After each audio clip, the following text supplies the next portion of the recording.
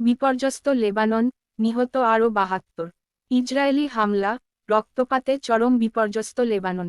বুধবার ও ২৫শে সেপ্টেম্বর পূর্ব ও দক্ষিণাঞ্চলে বিমান হামলায় মৃত্যু হয়েছে কমপক্ষে ৭২ জনের। আহত প্রায় চতুর্থ।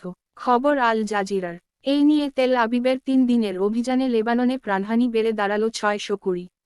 দেশটির স্বাস্থ্য মন্ত্রণালয় জানিয়েছে এ তথ্য। বোমার আঘাতে বিধ্বস্ত হয়েছে বেসামরিক স্থাপনা ও বাড়িঘর। ইসরায়েলের দাবি, হিজবুল্লাহর আরও কয়েকশো ঘাঁটিতে হয়েছে হামলা। দেশটির প্রতিরক্ষা বিভাগ আইডিএফ জানিয়েছে, লেবাননে যেকোনো সময় শুরু হবে স্থল অভিযান। চলছে ব্যাপক তোড়জোড়। উত্তরাঞ্চলীয় সীমান্তে পাঠানো হয়েছে আরও ২টি রিজার্ভ ব্রিগেড।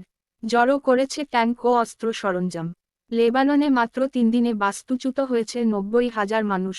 ইসরায়েলকে লক্ষ্য করে রকেট নিক্ষেপ করে হামলার জবাব দিয়ে যাচ্ছে হিজবুল্লাহ। চলমান সংঘাত নিয়ে জাতিসংঘের সাধারণ পরিষদে উদ্বেগ প্রকাশ করেছেন বিভিন্ন দেশের নেতারা।